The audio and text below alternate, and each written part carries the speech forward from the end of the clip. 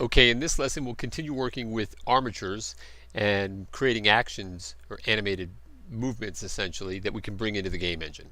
Alright, so we've done this before, maybe you've seen my armature videos, but just in case, we'll step through it nice and easy, and it's quite easy.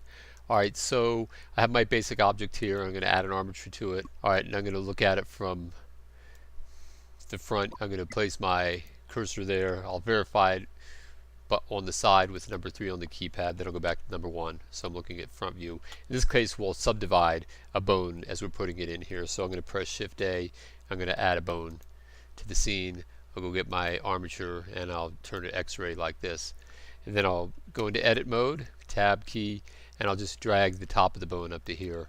So we can just subdivide this here. So I'll just grab the whole bone and press W, and it brings up this menu now, and I can subdivide. And I'll just subdivide a couple times like that. Alright, and then the other thing, before we parent the object to the bone, we'll go into edit mode with this as well, with everything selected. Control R. This is loop, cut, and slide. Wheel mouse that like that. Left click twice like that. Okay, so there we have our basic segment. So I'll grab this, grab the bone, Shift select, Control P, and parent with automatic weights. Alright, so now with the bone selected, I can do Control Tab, go right into pose mode, grab that last bone. I'll press G, and let's see, that's controlling it there. I'll grab this, G is controlling it there. But we really need a little more flexibility to our armature than just controlling it at those individual points. And so if you haven't seen this lesson from before, we're going to do some inverse kinematics. So I'm going to grab this, I'll just grab this bone down here, and I'll go into edit mode like this. And maybe from this location, I'll grab this point and I'm going to add a bone to this here. So I'll press E and I'll just extrude a bone out to the side. And then I'll grab the whole thing, and I don't want this to be necessarily parented directly to that bone, so I'm going to remove that parent in here by going into the bone itself, and you see this bone number here, you just left click that. It no longer has a parent, meaning I can take it and I can just, oh, I just did that. I said I should be able to take this guy. He doesn't have a parent, so I should be able to move him out of the way. There he is, out of the way. Alright, but what I'm going to do now is I'm going to use this to control the shape of the rest of this here, even though I accidentally moved that a little bit. I'll just kind of straighten him up.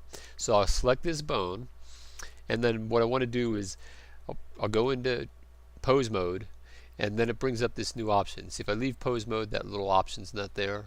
So I do it again, and you see you have a bone and a link together, kind of like this link right here. So I'll go into here and I'll add a bone constraint, and I'm going to use this inverse kinematics constraint right here. So I need to know the name of this bone. This is the main armature, bone 5, and this is bone number 8. So from here I'm going to select the armature, and then I'm going to select the bone. Sometimes when you select the bone like this, it'll come up with a different list of menu items, so you have to just click out of it and click it again, and then your bones will be populated in here. So I'm going to pick bone number 8 like this, and notice how it immediately attached to it like that. Well, that means now I can control this armature with this bone, and we'll see how that actually looks. So if I grab it and I press G, you can see that now I have much more flexibility in it, in the way it's controlling it, like this.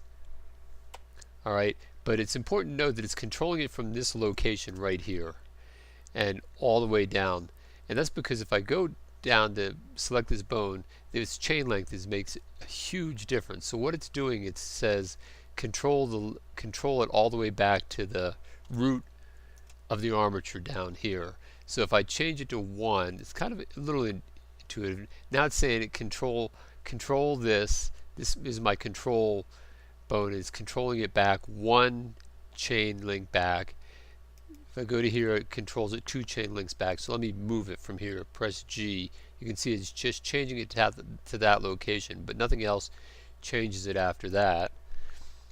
Alright, I'll click this again. I press 3. You can now see how that line segment is changing it more and more. And when you go down to the very end, 6, when it says chain length, so basically 1, 2, 3, 4, 5, 6 bones back down the chain is what it's controlling. That's the same as saying that is the same as 0. That's what 0 defaults at down there. Alright, so you can change it like this. Maybe I only want to change it 5 bones back in my animation, and then oops, I click this and press G, and you can see it only changes it to that location. So this gives us a lot more flexibility in the shape of our object when we use the action editor. So we'll do just that. Just as a quick review, we'll grab a copy of the action editor. So dope sheet, action editor like this. I'll set it a keyframe. I'm at frame 1, so I just say I'll just do location and rotation keyframe, because that's all I'm really going to change on this. And then maybe up at frame 50, press G and I'll move it over to there, and I'll press I, location rotation like that.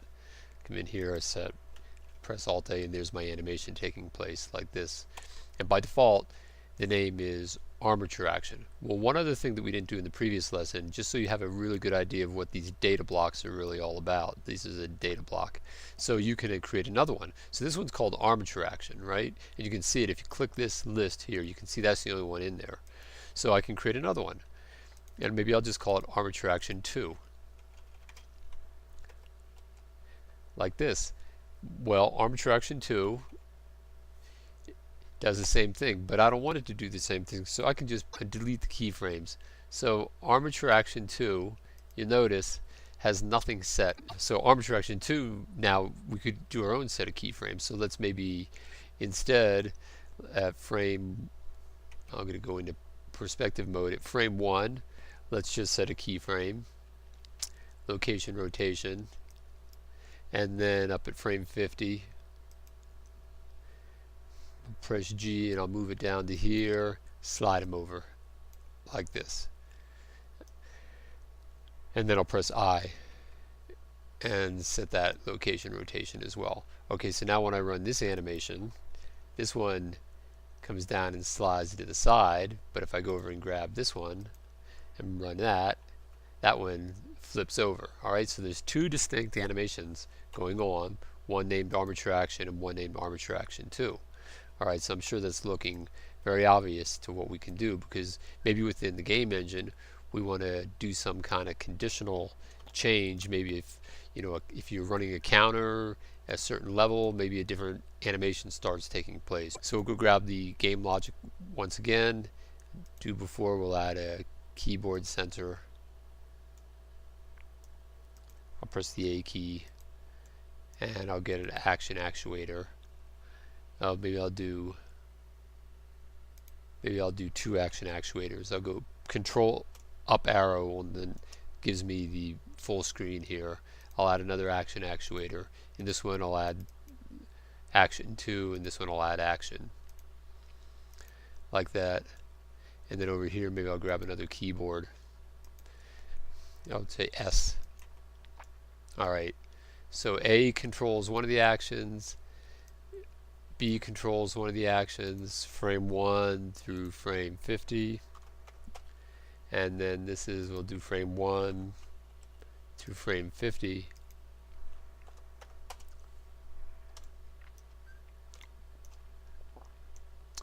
Okay, and then I'll put pulse mode on so I can hold the keys down. Control up arrow brings me back down to this. Then with my mouse in here I can control up arrow and look at it like this. Turn my physics visualization off, and I'm going to go out of pose mode, control tab. So now I should be able to run it. Alright, so I started it up, I press A. There it is. Let's look at it from the direction that we were actually seeing it from before, like this. Okay, start it up. There's the A. I'm just holding it down, and it's just repeating that motion over and over again. If I hold S, it repeats this motion over and over again.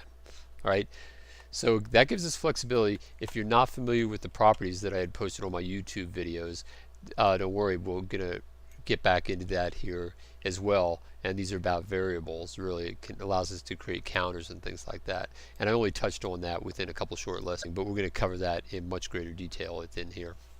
Okay, so that's enough of the setups for the basic animations, and we're going to move on to the next topics after this lesson. Okay, I'll see you in the next lesson.